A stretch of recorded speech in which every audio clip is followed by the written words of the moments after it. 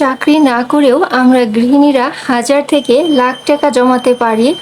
কোনো কিছু কেনাবেচা করতে হবে না, শুধু একটু টেকনিক করে হিসাব করে চলতে হবে। টাকা কিন্তু সকল ক্ষেত্রেই প্রয়োজন, সেটা প্রয়োজনের দিক দিয়ে হোক বা ছোটোখাটো শখ হোক, ইচ্ছা হোক, মনের খোরাক হোক, সব কিছুর পেছনেই টাকা প্রয়োজন। হ্যাঁ, আজকে সেই বিষয়ে কথা বলবো। আসসালামু আলাইকুম, আশা করি সকলেই ভালো আছেন। আলহামদুলিল্লাহ, আমরাও ভালো আছি। নীলা লাইফস্টাইল থেকে নতুন আরেকটি ভিডিও নিয়ে হাজির হয়েছি, যা আজ আমাদের মা বোনদের এবং গৃহিণীদের কাজে আসবে। আশা করি পুরোটা ভিডিও ধৈর্য সহকারে দেখবেন। এখানে আমি সকাল থেকে শুরু করেছি ব্লগটি। আমি আজকে আমার সাংসারিক কাজকর্মের ফাঁকে কিছু কিছু টিপস দিব এবং কি গুরুত্বপূর্ণ কিছু কথা বলবো, কিভাবে আমরা চাকরি ছাড়াও হাজার থেকে লাখ টাকা জমাতে পারি। আমি এখানে রান্নার জন্য দুধ, মাংস এবং কিছু ফল ভিজিয়ে রেখেছি। এগুলো যখন ভিজে যাবে তখন আমি রান্না করব। শুরুতেও বলেছিলাম যে টাকা প্রয়োজন সকল ক্ষেত্রে। হ্যাঁ, টাকা ছাড়া কিন্তু কোনো কিছুই আসলে সুষ্ঠুভাবে করা সম্ভব না। সেটা প্রয়োজনের দিক দিয়ে হোক বা আপনি কোনো শখ আহ্লাদ যদি পূরণ করতে চান সেদিকেই হোক। নিজের কাছে যদি টাকা থাকে তাহলে কিন্তু দেখা যায় যে সেই ছোট ছোট শখ আহ্লাদ কিন্তু পূরণ করা যায়। এবং কি শুধু শখ আহ্লাদ দিক দিয়ে বলবো না, টাকা যদি থাকে, আপনি যদি জমাতে পারেন, তাহলে একটা বিপদের সময় যখন খুব বেশি প্রয়োজন তখন কিন্তু সেটা সেই ছোট টাকা হলেও অনেক বড় উপকার হবে সেটা। সে কারণে আমি বলবো 5 টাকার কয়েনকেও তুচ্ছ করা উচিত না। কারণ এই ছোট ছোট কয়েন দিয়েই কিন্তু দেখা যাবে যে অনেক বড় একটা অ্যামাউন্ট আপনি জমাতে পারছেন বা হাতে পাচ্ছেন। সে বিষয়ে কথা বলবো। স্বামী স্ত্রী দুজনে মিলেমিশেই কিন্তু সুন্দর একটা সংসার গড়ে ওঠে। সেই সংসারে শুধু স্বামীরই দায়িত্ব থাকবে, স্ত্রীর কোনো দায়িত্ব থাকবে না, তা কিন্তু না। আপনি যত বেশি হিসাবি হবেন, সেটা কিন্তু আপনার ব্যক্তিগত জীবন বলেন, সাংসারিক জীবন বলেন, হাজবেন্ড, স্বামী, সন্তান সবার জন্যই কিন্তু কল্যাণকর হবে। আপনি কিছু অর্থও জমাতে পারবেন এবং কি স্বাচ্ছন্দ্য ফিরে আসবে সংসারে। যেমন ধরেন, আমরা যারা মা আছি, গৃহিণী আছেন, বাজার থেকে শুরু করে বাচ্চাদের স্কুলে নিয়ে যাওয়া, কেনাকাটা সব কিছুর মধ্যেই কিন্তু কিছুটা কর্তৃত্ব থাকে। সব কিছু যে হাজবেন্ডই করে থাকে তা কিন্তু না। এই বাজারের ক্ষেত্রে যত বেশি আপনি হিসাবি হবেন, আপনি দেখবেন যে মাস শেষে বেশ কিছু টাকা আপনার হাতে জমা হচ্ছে। সেটা কিভাবে? অপ্রয়োজনীয় জিনিস সেটা আমরা কিনবো না। অনেক সময় দেখা যায় যে বাজারে গেলে এটা ভালো লাগে, ওইটা ভালো লাগে, আমরা অনেকগুলো সবজি, মাছ, মাংস একসাথে কিনে নিয়ে আসি, কিন্তু সেগুলো কিন্তু একসাথে খাওয়া হয় না। সেগুলো আমরা কি করি? ফ্রিজে রেখে দেই। বা দেখা যায় যে কিছু সবজি পচে গিয়েছে, কিছু সবজি আমরা রান্না করে খেয়েছি। তো আমি বলবো, এক্ষেত্রে আপনি একটু হিসাবি যদি হন, যে আপনার যেটা প্রয়োজন শুধু সেটাই যদি কিনে নিয়ে আসেন অল্প পরিমাণে, তাহলে কিন্তু আপনার চাহিদাটাও পূরণ হচ্ছে, এদিকে আপনার কিছু টাকা বেঁচে যাচ্ছে। সেই টাকাটা যদি আপনি আপনার ব্যাংকে বা যেখানে রাখলে আপনি সেটা জমা করতে পারবেন, সেখানে যদি ফেলে রাখেন, তাহলে কিন্তু দেখা যাবে কয়েক মাস পরে অনেক টাকা হয়ে গিয়েছে। এই তো ছোট ছোট যে কাজগুলো, ছোট ছোট যে টিপস, এটা যদি আমরা ফলো করি তাহলে বছর শেষে কিন্তু আমরা অনেকগুলো টাকা একসাথে হাতে পাবো। এর জন্য বলবো একটু হিসাব করে বাজার করবেন, কেনাকাটা করবেন, মাছ, মাংস, সবজি। এরপরে যদি আমরা আসি লোক দেখানো যেটা কেনাকাটা। হ্যাঁ, আমাদের তো পোশাক পরিচ্ছদে পরিধান করতেই হবে, হ্যাঁ, কেনাকাটা করতেই হবে, সেটা মানা করছি না। তবে যেটা প্রয়োজন সেটা শুধু যদি আমরা কিনি, লোক দেখানোর জন্য যদি আমরা মার্কেটিং না করে থাকি, তাহলে কিন্তু আমরা বেশ কিছু টাকা হাতে পাবো। হ্যাঁ, সেটা জমা করতে পারবো।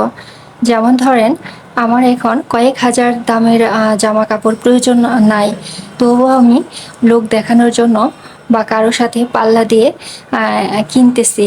সে কারণে দেখা যাচ্ছে যাকে দেখানোর জন্য আমি কিনতেছি, যার সাথে কম্পিটিশন করতেছি, তার কিন্তু কোনো কিছুই হচ্ছে না, ক্ষতিটা হচ্ছে আমার। কারণ এটা কিন্তু আমার প্রয়োজন না, প্রয়োজনের বাইরে লোক দেখানোর জন্য কিনছি।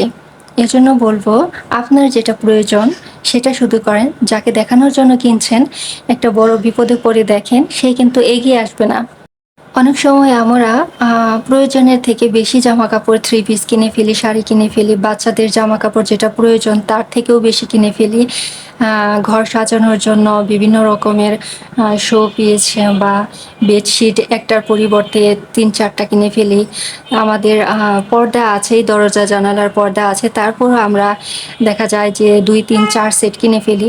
তো এগুলো না করে যেটা প্রয়োজন সেটাই যদি আমরা করি তাহলে কিন্তু আমাদের অনেকটা সেভও হবে এবং কি সুন্দরভাবে আমরা সচ্ছলতার মাধ্যমে সংসারটাকে পরিচালনা করতে পারবো।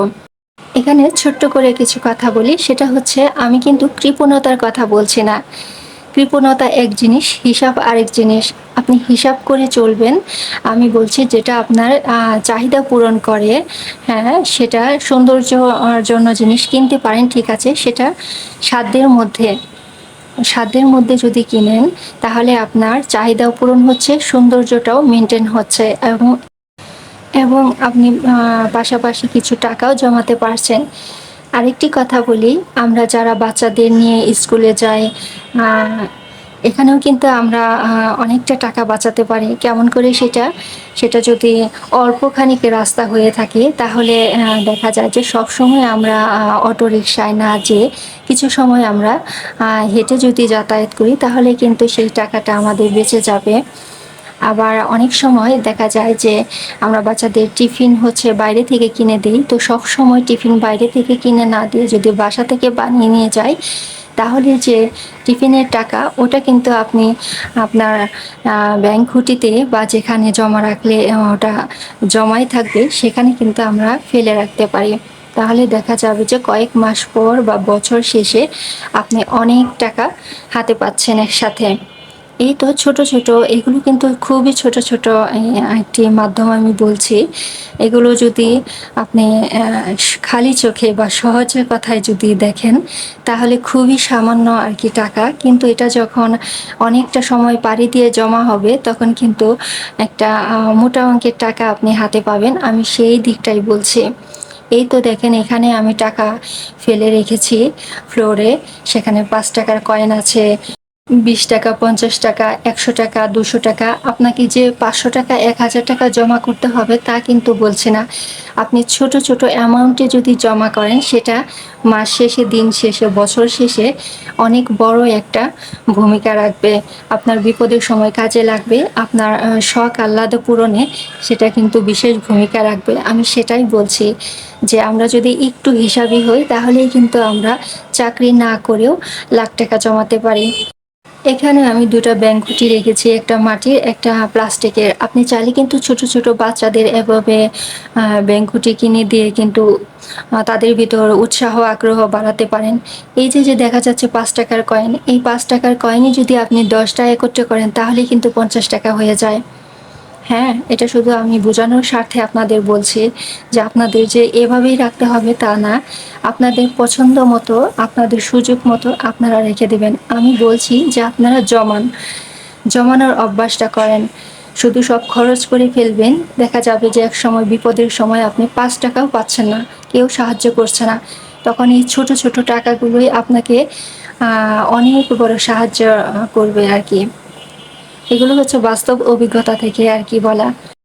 একটা কথা মনে রাখবেন, আপনার হাতের লাঠি যখন পড়ে যাবে তখন কিন্তু লাঠি তুলে দেওয়ার মতো লোক থাকবে না।